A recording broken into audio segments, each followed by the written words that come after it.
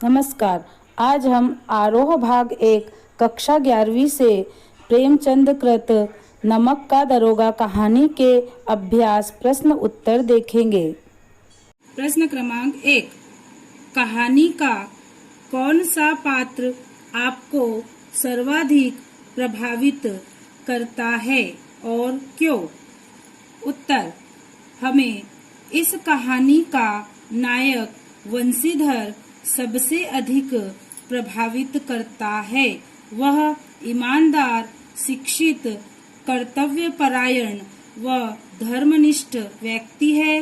उसके पिता उसे बेईमानी का पाठ पढ़ाते हैं, घर की दयनीय दशा का हवाला देते हैं, परंतु वह इन सब के विपरीत ईमानदारी का व्यवहार करता है।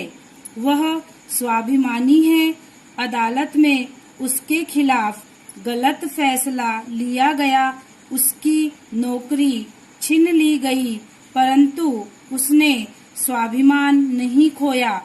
कहानी के अंत में उसे अपनी इसी ईमानदारी का फल मिलता है, जब पंडित आलोपीदीन उसे अपनी सारी जायदाद का आजीवन स्थायी मैनेजर नियुक्त करता है। भ्रष्ट सेठ पंडित आलोपीदीन को भी वंशीधर की चारित्रिक दृढ़ता के समक्ष झुकना पड़ता है। प्रश्न क्रमांक 2। नमक का दारोगा कहानी में पंडित आलोपीदीन के व्यक्तित्व के कौन से दो पहलू अथवा पक्ष उभर कर आते हैं? उत्तर। पंडित आलोपीदीन के व्यक्तित्व के निम्नलिखित दो पक्ष उभर कर आते हैं। नंबर 1, भ्रष्ट व्यक्तित्व जो अप्रशंसनीय है। पंडित आलोपीदीन के चरित्र का यह पक्ष आदर के योग्य नहीं है। वह भ्रष्ट कार्यों को रात के अंधेरे में बड़े आराम से करता है। धन कमाने के लिए धन का गैर कानूनी उपयोग करता है। उसने विभिन्न सरकारी विभागों के अधिकारियों एवं कर्मचारियों को रिश्वत के दलदल में फंसा रखा है। कहानी के आरंभ और मध्य तक उसे समाज के एक चालाक और वाचाल व्यक्तित्व वाले व्यक्ति के रूप में दिखाया गया है, जिसने अपनी चतुरता से समाज में अपना सम्मानित स्थान बनाया हुआ है। उसके इस भ्रष्ट चरित्र की प्रशंसा नहीं की जा सकती। नंबर 2, उज्ज्वल व्यक्तित्व प्रशंसनीय। कहानी के अंत में पंडित आलोपीदीन के व्यक्तित्व का सकारात्मक पक्ष उभर कर सामने आता है। भ्रष्टाचार को बढ़ावा देने वाला व्यक्ति ईमानदार वंशीधर दारोगा के द्वारा गिरफ्तार किए जाने पर उससे अपने अपमान का बदला लेने के लिए उसे नौकरी से अवश्य निकलवा देता है, किंतु दारोगा के दृढ़ चरित्र के समक्ष उसका झूठा अहंकार समाप्त हो जाता है। वह वंशीधर के ईमानदार व्यक्तित्व से प्रभावित होकर ही उसे सम्मान पूर्वक अपनी सारी संपत्ति का स्थायी प्रबंधक नियुक्त करता है। पंडित आलोपीदीन के व्यक्तित्व की यह गुणग्राहकता प्रशंसा के योग्य है। प्रश्न क्रमांक 3। कहानी के लगभग सभी पात्र समाज के किसी न किसी सच्चाई को उजागर करते हैं। निम्नलिखित पात्रों के संदर्भ में पाठ के उस अंश को उद्धृत करते हुए बताइए कि यह समाज की किस सच्चाई को उजागर करते हैं? उत्तर क वृद्ध मुंशी।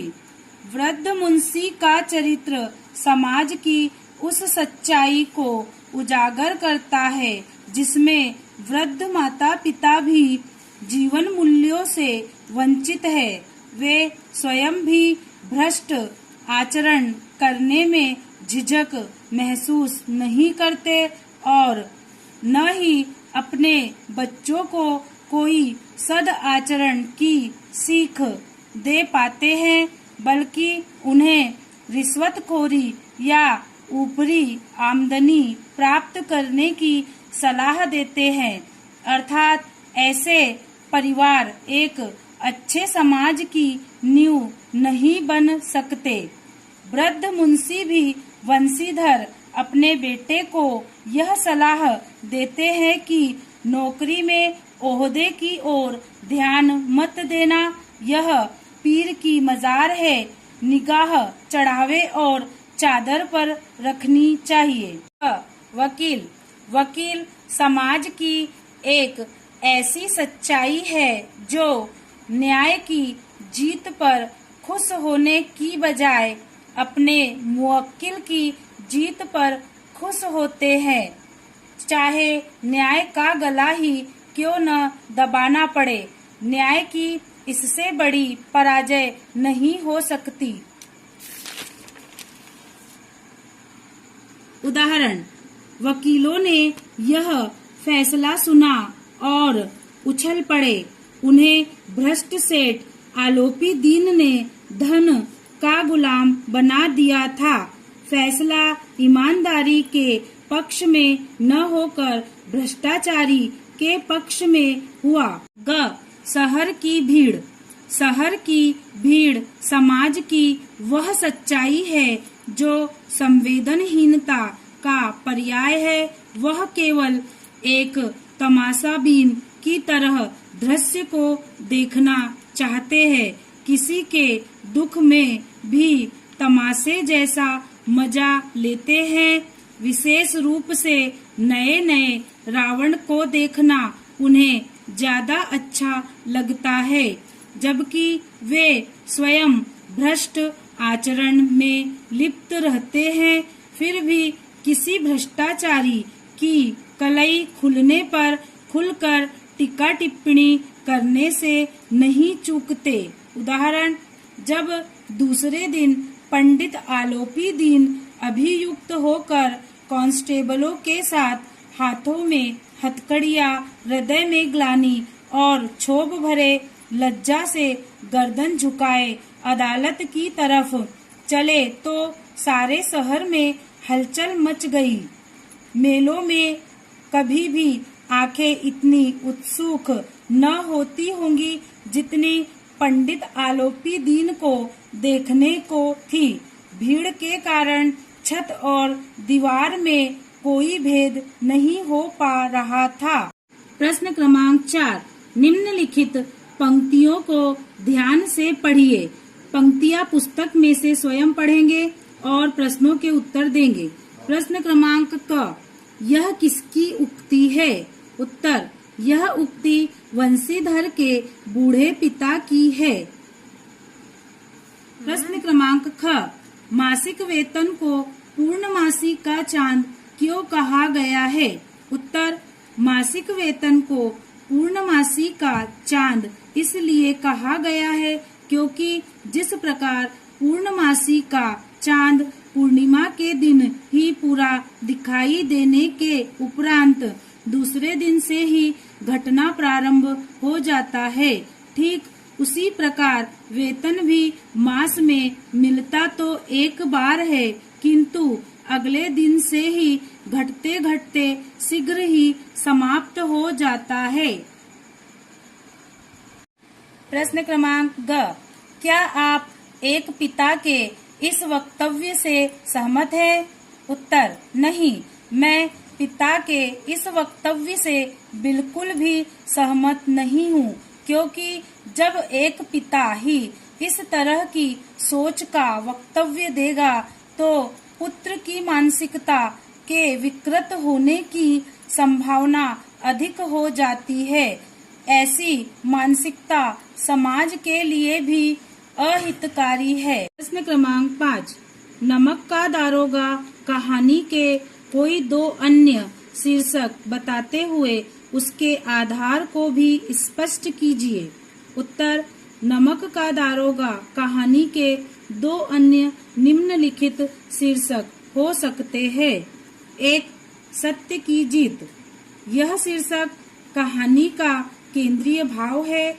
मूल उद्देश्य है वंशीधर को सत्य के रास्ते पर चलने में कठोर संघर्ष का सामना करना पड़ता है, यहाँ तक कि उन्हें नौकरी से भी निकाल दिया जाता है, परंतु वे विचलित नहीं होते हैं। कहानी के अंत में भ्रष्ट आलोपी दीन उनके यहाँ आता है और अपने किए पर पश्चाताप प्रकट करते हुए वंशीधर को अपनी संपत्ति का प्रबंधक नियुक्त करता है। अतः सत्य की जीत शीर्षक कहानी के लिए उपयुक्त शीर्षक हो सकता है। 2, नैतिकता का मूल्य। यह कहानी नैतिक मूल्यों पर आधारित है। ईमानदारी के महत्व को कहानी में रेखांकित किया गया है।